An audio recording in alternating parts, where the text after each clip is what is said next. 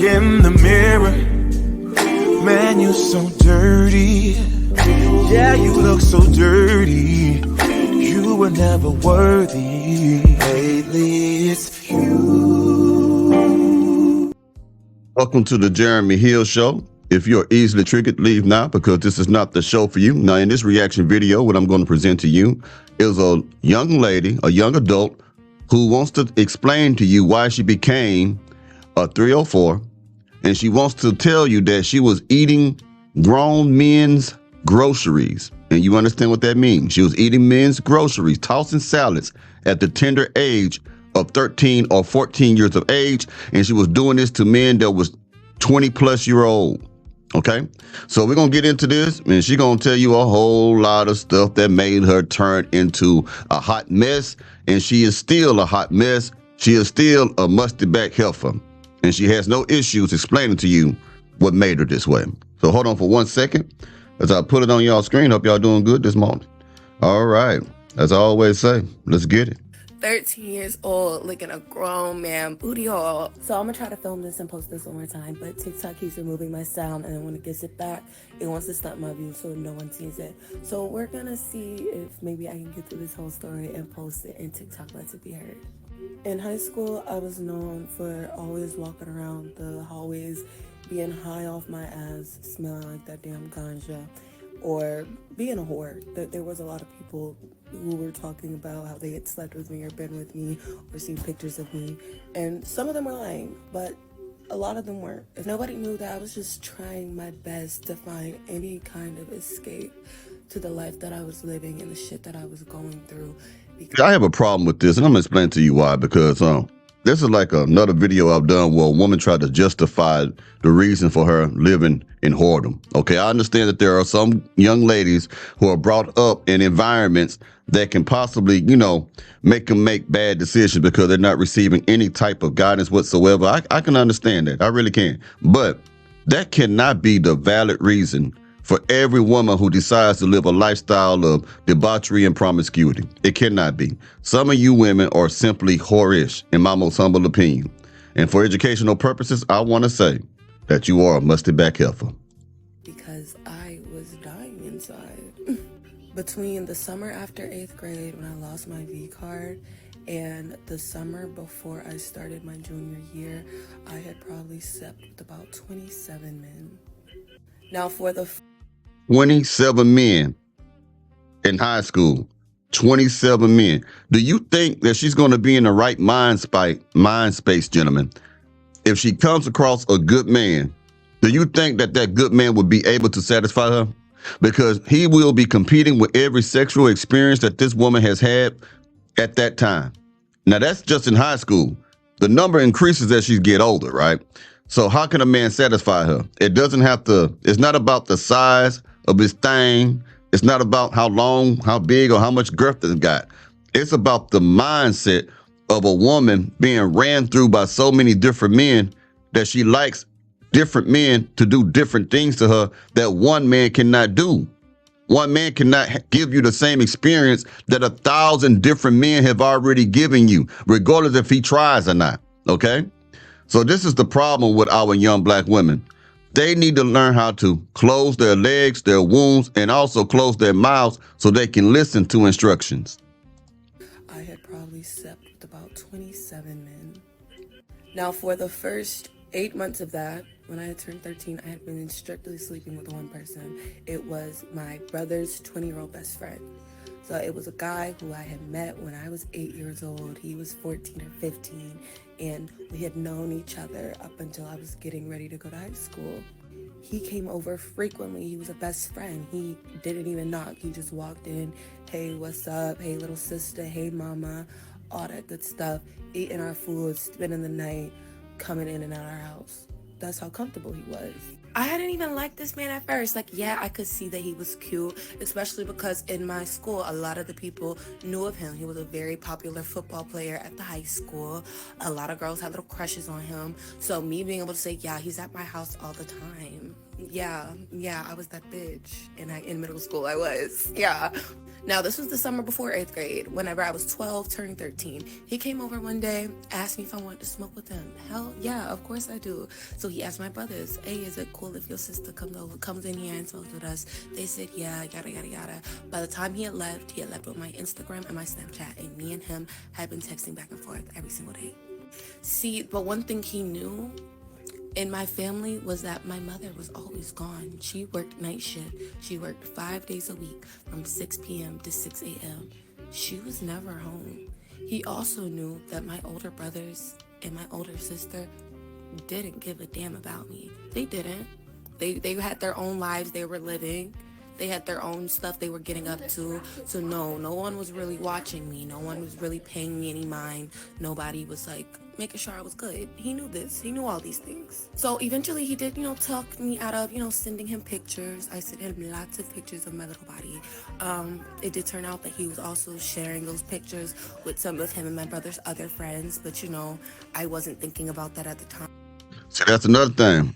Don't get me wrong now. I done asked plenty of women to send me news before and they do it. And then sometimes you have women who send you news you ain't even got to ask them for. They want you to see everything they got. But what you got to understand is that every man ain't the same. You send men pictures of you butt naked, that thing will be on the internet. That thing will be before the eyes of many people, strangers that you don't know. And if you making, tapes of y'all having intercourse or recording it on your phone, like many men have, such as myself, a lot of men will post that on I hate to say this stuff on YouTube, man. Cornhub. And I think we know what we mean. We should be able to say the P we want to, but it'll be on these adult websites where people can pull up, strangers across the world can see you get skeeted in your face, can see you sucking on this, can see you getting a train ran on you because the men that you're with are recording it and you're perfectly fine with that. See, women, when they are blinded by emotion, they do anything. They don't think about the future. All they care about is how they feel. And if they like you, they want you to feel the same way about them as they feel about you. So they willing to let you teabag them on camera. Now tell me if I'm lying. Tell me if I'm lying. Because a lot of us done did that as men. And a lot of you women who watch my show have allowed men to do that. And I've met women who stopped doing that because they have been with men who have uploaded their interactions, so to speak, of them in the bedroom online and have revealed and exposed them. You got to be more wiser. I was thinking, okay, I love this man. I'm going to do what he asked of me. It probably didn't help at all that at this time of me being in 8th grade, I was recovering from a very serious pill habit, like a very serious habit. I'm talking about muscle tranquilizers, sleeping pills, caffeine pills, ibuprofen, any kind of pill that my mother might have had in that medicine closet that I thought might cause some kind of psychological effect. Now that's more like it. Instead of saying the reason why you lived a lifestyle of debauchery and promiscuity because you came from a wrong household. No, it was drugs involved. Okay, you wasn't in the right state of mind. This is one of the main reasons why you was out there like that, why you was out in them streets. It ain't just because you wasn't getting all the attention. And I'm not belittling that because that can be a part of it, but I know that there's more to it sometimes with some women. Medicine closet that I thought might cause some kind of psychological effect. I was putting it in my body. I was. But I stopped doing the pills and I turned to this older man and he introduced me to weed and sex. I can seriously say that I made him my safe place. Any kind of little problem I had, I ran to him. I wasn't going to my mother, I wasn't going to my brothers, I wasn't going to my friends, I was going to that older man. Yeah. So it only made sense that after my father had went into a schizophrenic episode and had kidnapped me and taken me across state lines and had me for about 2 or 3 days, I can't even remember too much, that when I did finally get home and my mother went to work and nobody else in the house was paying me any mind, I did call that grown man to come pick me up and bring me comfort. And that was when I lost my V card. That is when we did the do. So just think about it. 13-year-old girl, freshly home from being kidnapped from her father figure, and now she's in a shed bedroom situation of this 19-year-old grown man. And after that, and he was driving me home, I said, what would you do if someone found out that me and you were talking or we were messing with each other? This man looked me in the eyes and said, I'm just going to tell them I thought you were 16. And, you know, right then and there, if I was conscious at that age, I would have stopped messing with him. But I was 14, so I was like, okay, fair enough. But months later, after all of this, he started treating me terribly. I mean, I found out he had a girlfriend. They had a baby on the way. He was sleeping with a dozen other 12 to 16-year-old minors. I was like, oh. 12 to 16-year-old minor. She was dealing with a predator. And there's a lot of them like that. I've known people who done that before, got caught with, I'm talking about a man that's in his mid-30s, like 34, 35 years old, and he was dealing with a 13-year-old or 12-year-old, something like that. You know what I mean? But the thing is, because the lack of parenting in some situations, she had brothers. I don't think she had any sisters, the story I'm thinking about, but the brothers didn't care either because the brother was in the street. They was teenagers and stuff, and they kind of accepted that their sister was, out there in them streets, tooting it up at 13 or 12 years old. They didn't really care. So a grown man picking her up, taking her to the spot, beating it up and stuff like that, and, buying her stuff. But at that age, you're not going to really want what grown women want. You're not going to want a bracelet from Tiffany's and shit. I mean, just giving them regular stuff, probably like a backpack, some school supplies or some stuff, stuff like that. And he was doing it, from my understanding, for about a couple of years before he got caught. You know what I mean? So you got to watch over your daughters, man. He doesn't like me. I'm not special. He just likes little girls. Long story short, after months of us messing around with each other, after months of us being together, after he literally asked me to peck him, I was 13 years old eating ass. 13 years old licking a grown man booty hole. After months of us being together, after he literally asked me to peck him, I was 13 years old eating ass. 13 years old licking a grown man booty hole. 13 years old licking a grown man booty hole. But was I really supposed to tell the only person in the entire world that was giving me any sort of attention? No, absolutely not. So then just naturally, when he asked me to please be as courteous as to allow his other 19, 20-year-old best friend to join us one day, I didn't say no. I didn't say yes, but I didn't say no. And he did. So I was 13, freshly in high school, being turned out by someone I had known for years, someone I had used to see as an older brother figure, someone my mother saw as a son, someone my brothers called a brother and best friend. Whatever me and... Or the betrayal gets deeper and deeper on it. ...called a brother and best friend. Whatever me and that man had going on went on for 3 years. I stopped dealing with him when I was 15 years old, after his child had been born, after he had already had me sleep with one of his friends, had already had me give head to another one of his friends. And yes, you could say that you could place blame on me if you wanted to. You could place blame on the 13-year-old girl who... See, I want y'all to understand this right here, man. She was getting turned out. A lot of that is her responsibility, but still she had the mindset of a young child, and at the same time she didn't have people really watching over her. But there are plenty, I met women like that in my lifetime, and there's a lot of them walking around who have been through this type of stuff right here. They are so hypersexual now because of it, because they associate feelings of love and belonging and acceptance with sleeping with somebody. Man, there ain't nothing. Why you think it's like, I ain't shaming myself. I tell you what I did, you know what I'm saying? Before I ain't no hypocrite. But like when you run trains on girls and stuff like that, man, it's usually because they go through these type of situations. They are already used to giving this dude some head over here in front of other people, or giving people head. One come in at a time and they do a head train. You know, she just one leave, come in, she suck somebody else. One leave, come in, she suck them off, or this is just a complete train and stuff. She's used to that. And it usually starts at a young age. I don't know too many women who's in their middle-aged years who all of a sudden decide, you know what, I want a train ran on me. Unless there are women who are in a lifestyle who have already had those curiosities type of thing, like they want to try it out type of thing. But even the majority of the people that I've known in the lifestyle, they have already had a record of being, being out there in them streets, being freaky and doing all kind of different things, orgies and threesomes and stuff like that. That was going on in their 20s or sometime in their teenage years, and they just develop into a super hypersexual individual. That's how that normally goes. But a girl she's ruined.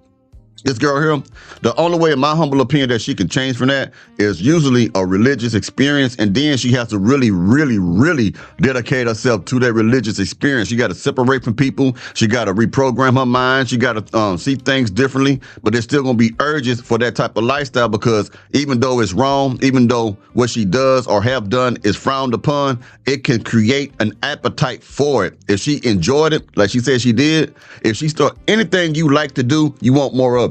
Okay, if you are, let's say you are a virgin and you never had any type of pleasure to your body, if you get it done to and you like it, you're gonna want more of it. If you've been sleeping with people a certain way for years, and then one day someone said, you know what, let me go down on you, and you never had that done before and you like it, guess what? You're gonna want to do it every time, because you develop an appetite. That's why you have to be careful with what you do with your body. That's why you can't be all willy-nilly with your body and trying all different things, because you can find the right man for you, a good man for you, and he's not into what you're into. You know what I mean? You might be one of them sick people who like people to take dumps on your chest and stuff and smear it around your neck and shit, and he's a good man and he do everything else but that. Yeah, I can't do that. I just can't. That's nasty to me. That's gross to me. And then you go out and cheat on him with the man who like to shit on you. I know it sounds funny, but you get what I'm trying to say. The more things you expose yourself to, lady, the more chances are you won't be able to find you a good man. The more things you do in the bedroom that is considered to be not traditional, and do what you want in the bedroom with your love of your life. I'm not saying not to do it, but I'm saying if you're doing all these things with different random men who are not your husband, you get what I'm saying? And you develop appetites for this stuff. You develop a appetite for a certain size of pipe, or you develop an appetite for a man eating your groceries, or you like to eat his groceries and stuff like that, and eating booty and all that stuff.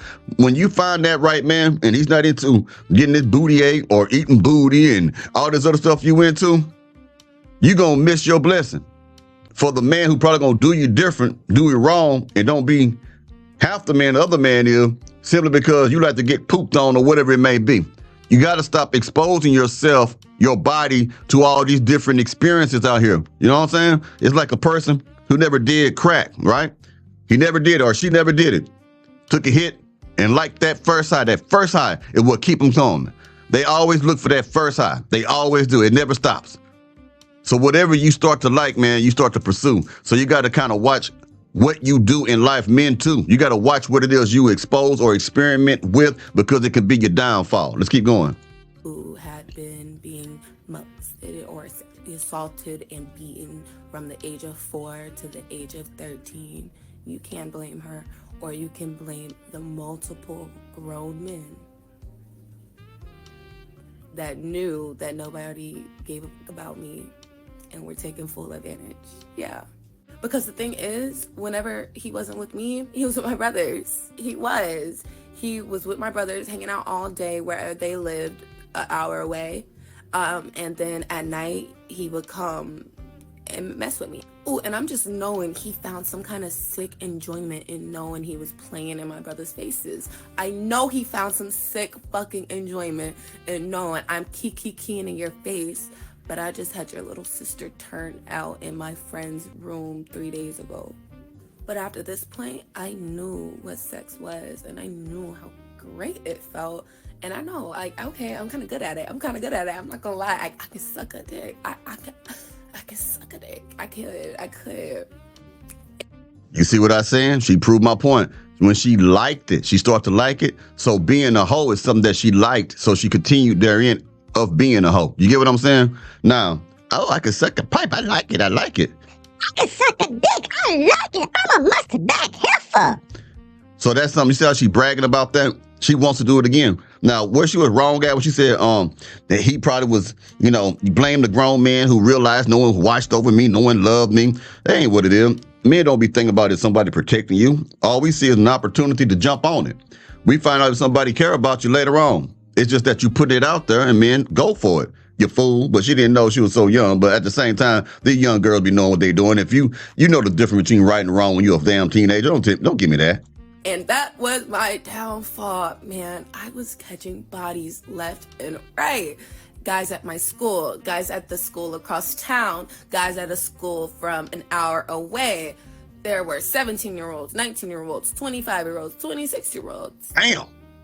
I was getting around. I was getting down. I did not play.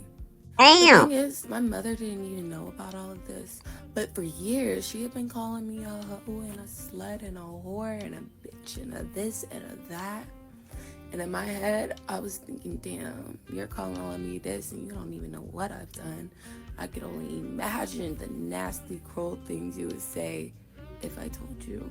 No. There were times that I hid being raped from my mother because I knew she wouldn't give a fuck that I was violated. She would only care about what led up to that situation.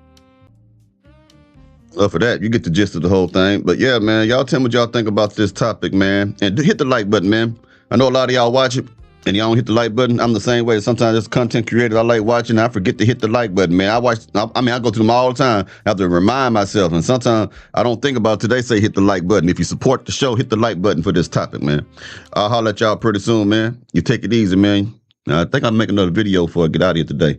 And everybody in Louisiana, y'all be safe with this hurricane, man. You dig what I'm saying? Mr. Lawrence, you be safe out there, man. I know you out there, man. All right. I'll holler at y'all. Take it easy now. You hear? Ooh, ooh, ooh.